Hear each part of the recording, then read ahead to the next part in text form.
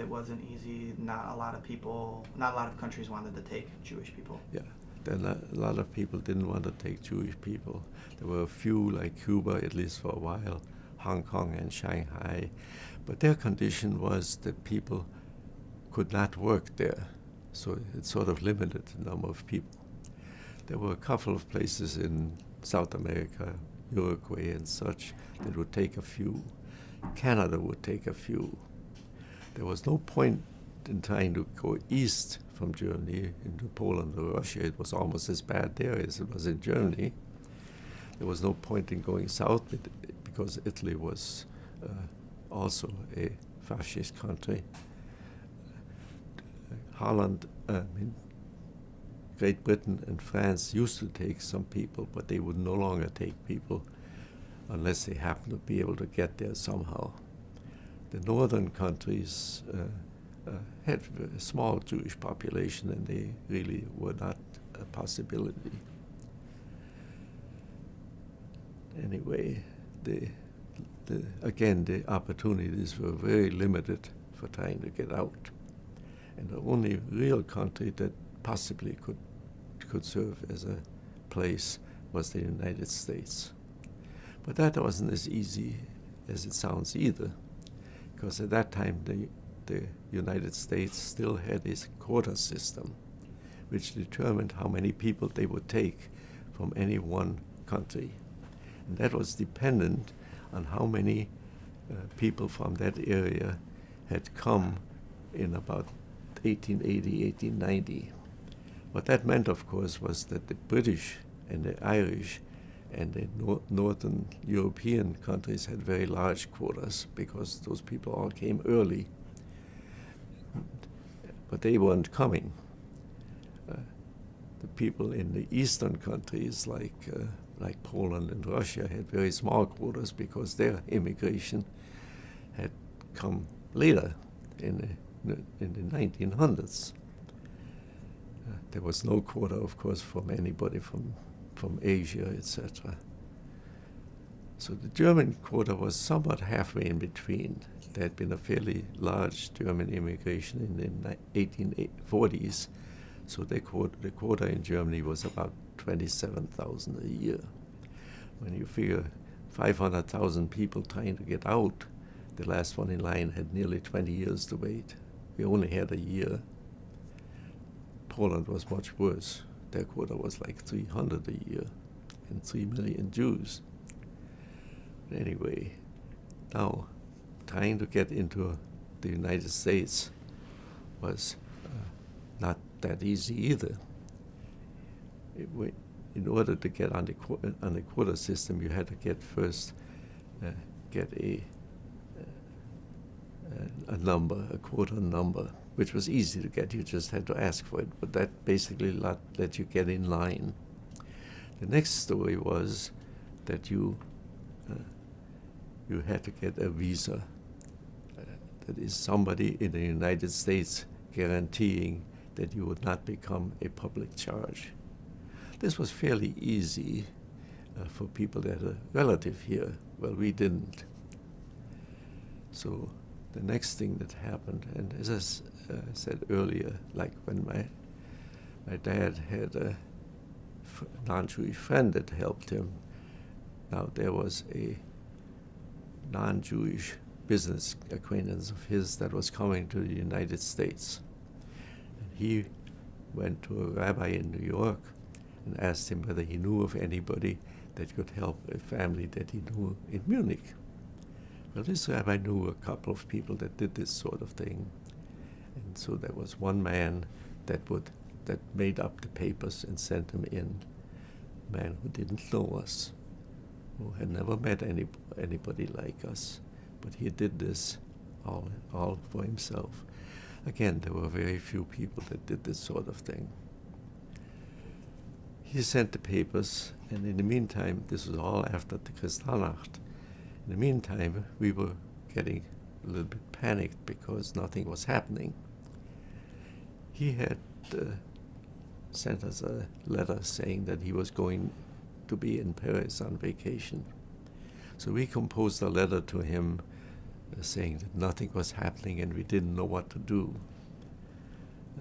This wasn't easy either because we knew very little English and he didn't know German, but we managed to communicate. Well, the next thing that happened, we had a telegram from him saying, meet me in Stuttgart, which was the nearest American consulate, and I will see what I can do. At this point, I usually ask an audience I have, how many of you would give up a day of vacation in Paris to help somebody that you didn't know? Again, very few people. But anyway, he came to Stuttgart, went to the hotel that of course had a big sign up, no Jews allowed, but of course none of this applied to him. My parents couldn't get into the hotel. They found a little place that would take them, and the next morning they managed to meet him. They went to the American consulate, and they had lost the papers. Now, this was nothing unusual. There were a lot of people in the State Department that didn't want Jews coming in, so they just conveniently misplaced papers by the thousands. Well, he spent a day in Stuttgart regenerating all that information and putting it back in, and of course they couldn't lose those anymore. So we finally got our visa, which meant we could leave. So the next thing to do was to get ready to leave. First thing you had to do was to submit a list of the things you wanted to take with you. Then you had to get an estimate of the cost of those things, and you had to pay a fee equal to that cost. And actually what it meant was you had to buy back your own things before you got permission to leave, to have them go. Now that excluded things like cameras or jewelry that weren't allowed at all.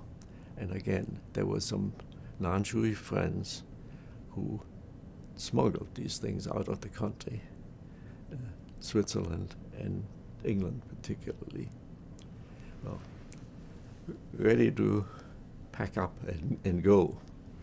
The usual procedure for that was somebody from the Gestapo, the secret police, would be there with a list of things, would check it off to make sure that you didn't pack anything that wasn't on the list.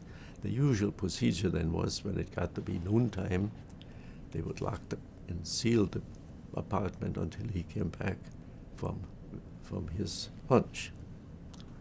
Well, we were packing, and my dad had a little steel box, which I happened to have downstairs, that had mainly war souvenirs, his army papers, x-rays from his wound, the bullet that had hit him, and things like that.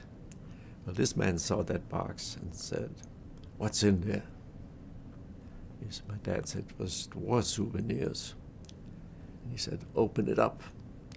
So he opened it up and showed these things to him. And this man said, "You mean they're doing things like this to people like you?" And my dad said, "Yes." And he changed his attitude 180 degrees. First thing he said, "Well, I'm going to lunch. You can keep on packing." Here was a man who had done this kind of thing for years, and he had never really thought about what he was doing. Well, anyway, we were ready to go.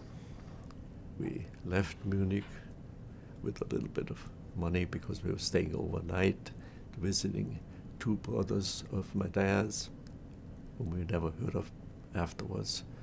And we then got to the Dutch border because we were going from there to England, and then on the boat to the United States. And we got to the border. My dad had to get off to show all the papers, and they gave him a hard time even then. He said, "How much money do you have?" He said how much he had, which was more than we were allowed. The permission was to take out 10 marks, about $4 per person. He had a little bit more than that. He said, "Oh, you're trying to smuggle money out." He said, "No, yeah, you want the rest of the money." They said, "Oh, now you're trying to bribe us." He said, "No, what can I do with it?"